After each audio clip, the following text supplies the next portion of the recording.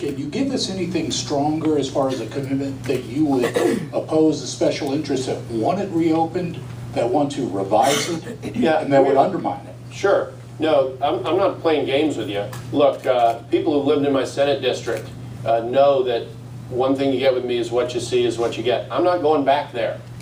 We're going to go forward and we're going to make the best use of it as it is. And I have some additional changes, but it's not undoing that. It's decentralizing transportation. It's combining land use decision-making authority with transportation spending authority. That's the direction that I want to go. Don't have any lack of clarity with respect to that with me. You know, you win some and you lose some in policy and politics. And that issue was decided, that bill was decided. I'm not going to go back and try and nitpick at it. There are good things in there. I'll give you an example that I think are good things. Going from the per gallon gas tax to the sales tax. So you get an inflation tracker built in to your gas, what are now our new gas taxes. I think that is very helpful. That's a very positive development. So it isn't that it's, you know, something I impose universally. I just didn't think it was the best policy for Virginia.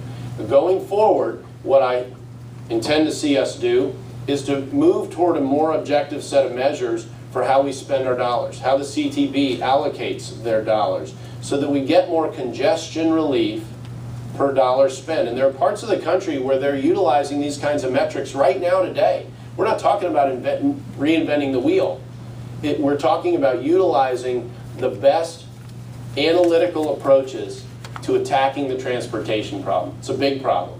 It does deter potential economic growth in Northern Virginia and Southeastern Virginia most critically, but different parts of Virginia have their own issues and concerns. So that's the direction I'm going to go. Don't have any lack of clarity with me about that. And you know, that battle's over. And now it's time to move ahead and to advance another set of policies so that we can improve transportation in Virginia. And you compare that kind of squeezing the dollars approach to spending to what you're going to get out of my, you know, PLA loving, non-right to work defending opponent. I mean, and he talked in our openings about being at the Silver Line station this week, and he was talking about that, and he wouldn't defend our right to work laws. I mean, that's an enormous, you want a policy that's going to undercut our ability to grow economically? There it is right there. And it's not that the law is going to change. Governors get hundreds of appointments every year, and those appointments are where it's going to happen. To the CTB, to MWA, to WMATA, to our universities. They're going to go ahead and accept the PLAs the federal government wants us to accept right now, where Governor McDonnell hasn't, and where Governor Cuccinelli wouldn't. That's going to make a huge difference in how much money we can put into actual transportation solutions going forward. Karen.